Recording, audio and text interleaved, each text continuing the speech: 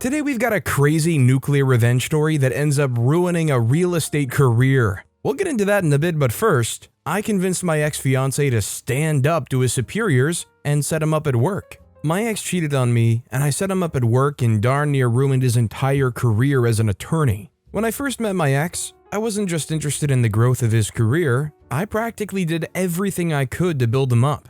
I wanted him to be good enough, not just for my dad and mom, but for myself. Before I met him, I was engaged to someone whom my parents believed was the best option for me. He was a business guru, and his family owned a big jewelry business that he managed alongside his brothers. They were from a prestigious family, the kind that my parents, especially my mom, wanted for me. His dad and stepmother decided one day that they were sick of him not dating anyone, so they started looking to set him up.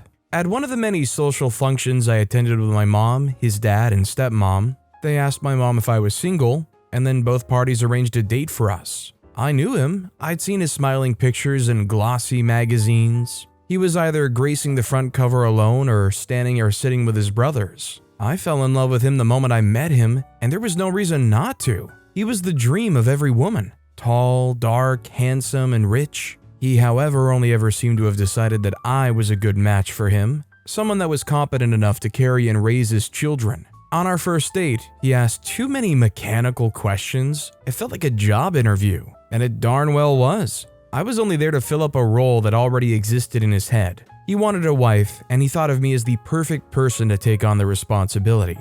I knew that. I always felt strange about how there was barely any passion in our relationship. It was always about keeping up a picture-perfect relationship and maintaining a kind of reputation for him. He treated me well. He was the perfect gentleman, opening doors and showering me with compliments, paying for expensive dresses, spa treatments, and my visits to the salon. But it was also mechanical and automatic. There were no fun conversations, no passionate lovemaking, no loud laughter or goofy type of fun. I don't know how best to explain it, but the air was always very still. He didn't love me. I figured that out. He thought I'd make a good wife and mother. He liked me, and he was probably physically attracted to me, but he did not love me. When I told my mom about it, she dismissed my worries. He takes good care of you, wants to marry you, and have you carry his children. I don't know of a better way to express love. I didn't agree with her, but I thought I would just settle. After all, many of my friends were in relationships where there was passion, but they were in an endless wait of when he was going to propose, or whether he even wanted to marry them.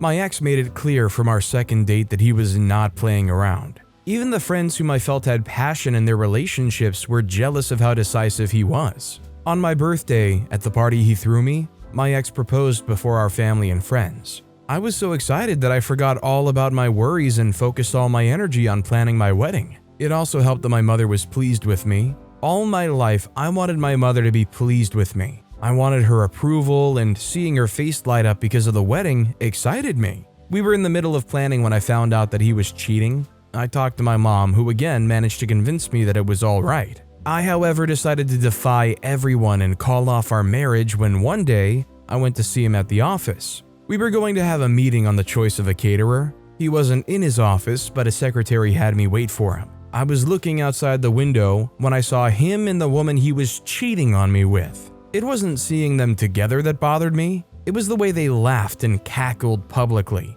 He was never like that with me. Something about the way his eyes lit up and he looked a lot different, less serious and uptight, just bothered me. It was on my way home that it occurred to me that he loved her. The reason he was like that with her was because he was in love with her. I couldn't handle it, so I ended it. My mom was mad at me and my dad frowned a bit, but I was determined to end it and I did not go back on my decision. When I met my ex after that incident, I knew what passion meant. He was in love with me and I was in love with him too, but he didn't have as much money and he wasn't from a popular family. He was a junior partner in a great law firm, and from what I saw, he could become so much more. I decided to help him reach the peak of his career. I wanted someone mommy and daddy would approve of, or at least not be ashamed to introduce as their son-in-law. I helped him put himself out there, taught him many tricks to help him come up and win respect in the firm, gave him money, helped him throw parties for the lawyers at the law firm, and went with him to functions where he got the chance to network and meet influential people.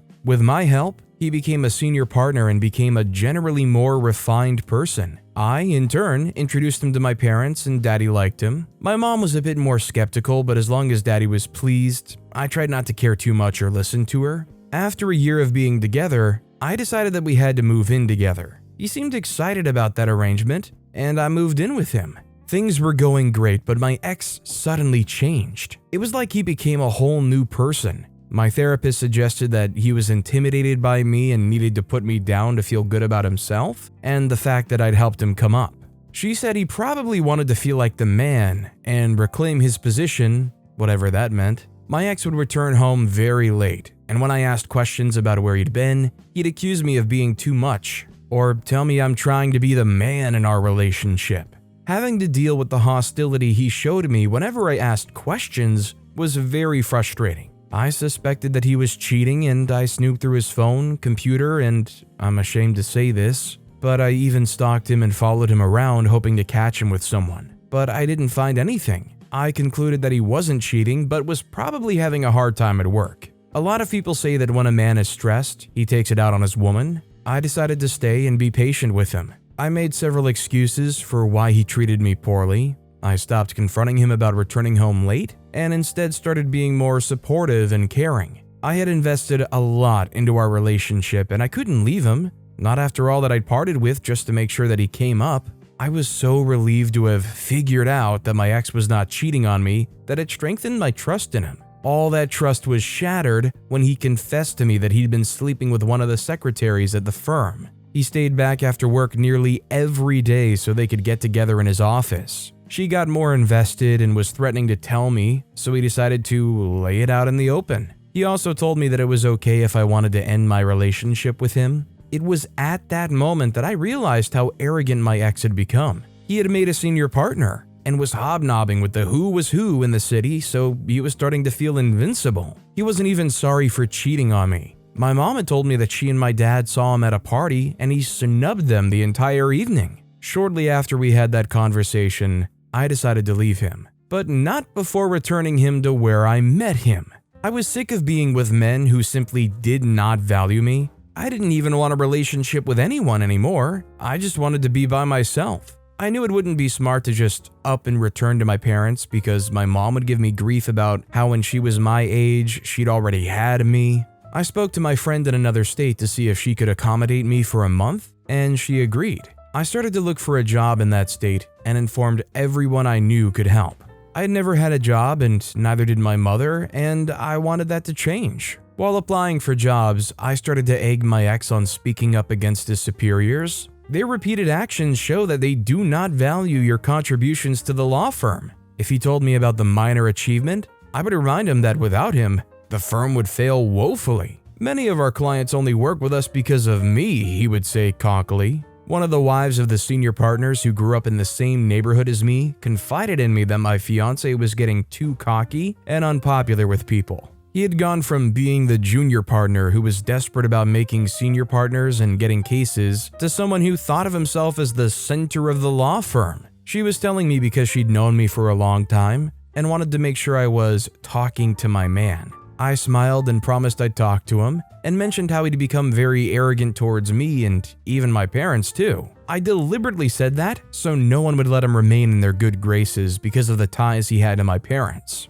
If word got around that he wasn't on good terms with my parents or that he disrespected them, people would be more emboldened to cut ties with him. One day, my ex returned from work looking quite upset. One of the managing partners had invited the attorneys that worked on a case into the conference room for an interview, and he wasn't invited. He was deeply offended. Now that was wrong because my ex had a serious victim complex. He always suspected that he was being picked upon, and since he didn't believe that he deserved to be where he was, he constantly looked out for signs that someone was saying that to him.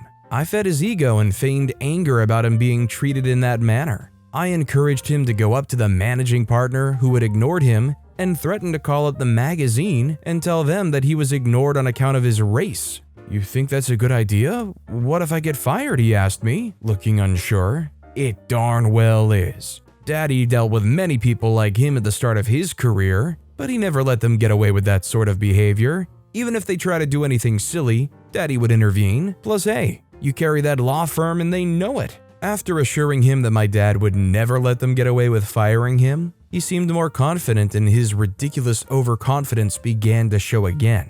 Luck was on my side because the next day, I got an email saying that I'd been offered a job that I applied for. My ex returned home that day looking very dejected. He had confronted that managing partner and it went badly. I consoled him, but I was filled with so much joy. I was certain that they'd all give him a close marking after that. Can you talk to your dad? Oh, I will. I did not. The only conversation I had about him with my dad after that was to tell my dad that I was leaving him. I told my dad that I suspected that my ex was using me for his influence and I wanted nothing to do with him. My dad hated the thought of being used for his money. He had many family members who did that to him for a long time before he finally cut them out. My dad then told me that he'd heard from one of the managing partners at the firm that my ex had gotten too big for his britches since he got promoted and won a few cases. I was still living with my ex and secretly preparing to break up with my ex and move out when he was given a notice of termination of employment. Interestingly, he had gotten so arrogant that he somehow felt the firm was missing out. He tried to take the clients, but none of them came with him. In the second week, he went into full-blown panic trying to bluff his way back, but no one paid him any attention. I left him that week. I gave no explanation or anything. I just called my friend and had her help me pack my stuff when he went for an interview. He had managed to score 2 interviews before that, but he'd already had a bad reputation for trying to steal clients for his private law firm, and none of them wanted him. When he noticed that I'd left him, he called me to beg me to come back to him. He even left several voice messages crying, but I never responded. I decided to not even pay him any attention, and I stood by it. The one good thing that came out of that relationship was that I decided to go to law school. All along, I'd been trying to live vicariously through my ex, when I could just do whatever I wanted to by myself. It just seems to me like there's not enough real connection going on here. Like, to me, it really seems like OP's mixing work into their relationships, or like that the relationships have to involve so much more connections than just being in a relationship together. Like being in familiar workplaces, having people that can lobby for you. I just feel like it would be hard to meet people and have a thriving relationship with all those constraints going on. Our next story is, I made my best friend fold up her career in real estate. I made my friend end her career as a realtor. She started her own real estate business with a lot of money and ended up selling her office space and all the stuff she got for her business. My best friend and I have been friends for ages. We were friends in high school and became even closer after high school. We did everything together. We went to college together, had our firsts together, and did all the fun stuff together. We even met one other girl in college and she became our third friend. We literally called her our third friend. It was amazing until it was not. My best friend always wanted whatever it was that I had, from shoes to clothes to pen cases and hairstyle. Even though our hair textures were totally different, and hers could hardly do what mine could, I was never bothered about her behavior because I just didn't think it should have any effect on me. I felt it was normal for friends to want to blend into their friends. There were times after all that I attended parties only because my best friend was going to be there too. If she hadn't informed me of her plans to be there, I'd never have gone. I couldn't help noticing how hers was always forced though. She wanted everything I had, even though sometimes her parents couldn't afford those things or her hair couldn't afford those hairstyles. I know now that she was probably jealous and competitive. It was all fun and games until I started dating. Before college, I never dated anyone seriously. The only time I had dates was to school dances. My best friend, on the other hand, had different boyfriends. She wasn't allowed to date before she turned 17. Her parents were very strict about stuff like that. But she got around anyway, and many times I covered up for her. In college, I met a cute guy. Calling him cute is being very economical with words because he was more than just cute. He was very handsome, the kind of guy that is described as stop eating kinda hot. We met at a party my best friend and I attended, and he walked up to me and introduced himself. Shortly after we started talking and flirting, my friend walked up to us and joined our conversation. The guy was uncomfortable with what was going on and left. She pretended to not understand what she had done and just walked away. Luckily, he returned and took my number. We started dating, but I never got to enjoy that relationship. My best friend told our third friend that she liked him too and that we had liked him together after we both saw him, but that wasn't what happened. I hadn't seen the guy, he just came up to me and introduced himself. I was mad because I knew she was lying about what had happened. My best friend is a crybaby. She knew just how to cry and pout into getting her way. Our third friend was so confused that she suggested we both let the guy be. She advised that he wasn't worth our friendship, and we both agreed with her. I ended things with the guy, and we put the whole issue behind us. A month after we'd moved past the whole boy drama, or so I thought, I saw my best friend having coffee with this guy in a coffee shop close to the campus library. I was pissed and I confronted her right at the coffee shop. The guy stood and left, but she wasn't sorry. "I just wanted to see if there was something," she said to my third friend and me later in the dorm room. We all agreed that we would let him go. I let him go even though he'd asked me out and we were well on our way to having a relationship. She apologized, but I was still mad. For the entire semester, I avoided my best friend and even avoided hanging out with our third friend because I knew she would come along. Our third friend tried to intervene for a while, but she soon got tired and let us do our thing. When a new semester started, my best friend came over to see our third friend who had become my roommate. I told her coldly that our roommate was not in the room, and she said she'd wait. While waiting, she burst out crying and told me how much she'd missed me. I had missed her too, so I was touched by the fact that she was making that much effort to have me back in her life. We both cried and ended our feud. At the time, I dated around for a bit, then I found someone who was 6 years older than me. My friends gave me grief about the age difference and laughed about it, but I wasn't bothered. I knew he was the one, or at least I felt it. For the rest of college, my boyfriend and I were together. Just after I graduated from college, he proposed at a surprise birthday dinner organized by him and my friends. Our relationship was going just great until he started having cold feet. I could not understand it. I was the one who was unsure about moving in together, about getting married just after finishing college and this young. My man had always been a sure person. That was what I first liked about him when we met. How sure he was about whatever he wanted to do or get. There was hardly ever any ambiguity. If he wanted something, he simply went after it, and he never dragged his feet about it. For the first time since I knew him, my man was unsure, and about something that mattered the most, our relationship. 8 months after we moved in together, he moved out to sort his feelings. That period was the lowest one in my life. I went from planning a wedding to being abandoned by my fiance, who nearly totally moved to live in a motel. I was mostly sad and depressed about what had happened, but I comforted myself with the fact that I'd always have my friends. My friends were there for me every step of the way. They even came over one evening just to cry with me. Thinking about that night, I feel very silly. I'm sure my best friend left my house rolling her eyes and mocking me. I did notice that it was at the time that my man and I were going through a rough patch that my friend was glowing. Her skin looked better, she had all the latest designer shoes and bags, and her hair was always done. Our third friend would joke about the glow up and ask when she'd introduce us to her sugar daddy. We knew there was some guy somewhere buying her all that stuff, but we didn't know who it was. Our third friend told me when I eventually found out that it was my man that she suspected that my fiance was the one paying for all the stuff she had. She said her suspicion grew when she saw that my fiance was buying her all the stuff he had already bought me. She even confronted my best friend, but she denied it and was mad that she'd think that of her. I was mad at our third friend for a while. I just didn't understand why she never told me about her suspicion. I was so bothered about my relationship being on the verge of collapse that I didn't see my man and best friend were sleeping together, and right under my nose too. "You had a lot going on for you. I didn't want to make things worse," our third friend said when I told her what I'd found out. I found out about what had happened between my friend and man when one day, after we got back together, my man came to pick me up from yoga class. Usually my friends and I came together, but our third friend was out of town and my best friend was getting ready to take exams for her realtor license.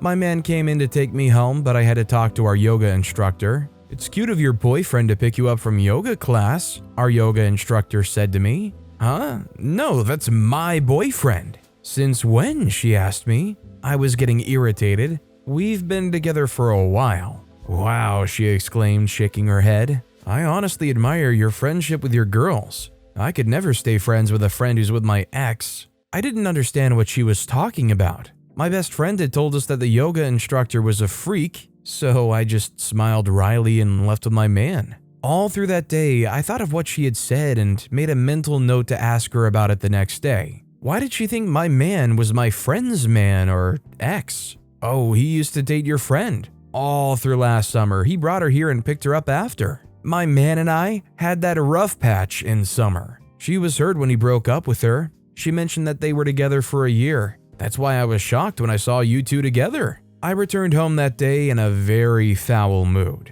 Everything started to come together and make sense to me. How my best friend knew about random things that I hadn't told her. She knew the name of the motel my man was staying at, even though I didn't mention that to her. I asked her how she knew, and she casually lied that I told her. There were too many times that she slipped and mentioned things about my man that I didn't even tell her. All the signs were there, but I was too stupid to see it. I was frustrated. Even more so because I didn't have a job, nor did I have a life of my own. I had no money. All I did was be my man's fiance. I decided to take on a new job, getting revenge against my best friend. My best friend passed the realtor license exams and started her real estate business. The money she used in starting the business was a loan from her aunt. Her aunt was very strict with the money, so she was not one to forgive a debt. In truth, my friend was good at what she does. She knew just how to sell houses and she was going to make a fortune from it, but she had doubts about making it in the industry. We would try to encourage her as friends, but we could only do so much. I decided to sabotage her career as a realtor. It was one of the few things that she loved, and I was going to ruin it for her. My first chance came when a popular businessman was trying to get her to sell his house. He already told her about it, and she'd gotten excited and giddy about how fat her commission was going to be. He was someone I knew very well because he came very often to our home for dinner. He and my man had mutual friends and were in the same social circle. One evening, at an event in honor of one of my man's friends, I went over to sit just by the businessman who was letting my best friend sell his house and started a conversation. I managed to bring up selling houses, and he mentioned that he was just about to sell his house. Before he finished, I told him a made-up story about how someone I knew had a newbie realtor sell his house, and she made a mess of the house so much that people didn't want to buy the house, and those who did were going to pay a lot less than it was supposed to go for. Then I casually mentioned my friend's name as the realtor in question. I'm friends with this person, in fact, but I know how shoddy she can be at her job. He smiled, and I started an entirely different conversation. Later that week, the businessman called my home. I was surprised and a little scared when my man told me that he was on the phone. "Is there anyone else you'd recommend? I'm still going to let your friend sell my house, but I want someone else in it, just to start a sort of competition." Suddenly, I thought of a bright idea. I knew many rich people who could afford to buy houses, and were in fact looking to buy houses. My man was a known filmmaker, so I met many wealthy people regularly. I decided to sell the house myself. "I'll sell your house," I told him. He hesitated a bit, but I managed to convince him that he was in good hands. That was not enough to bring my best friend down, so I did my investigations about the other houses she was looking to sell. And I didn't just discourage the owners from letting her sell it, I assured them that I'd sell their houses. After a month of sneaking around, I finally sold all the houses with the help of a new friend I made and told her what was going on. Nothing's going well for me. I feel like I'm being attacked. My friend broke down in our third friend's home one day. There was no way to console her. She kept losing all the houses she was close to selling.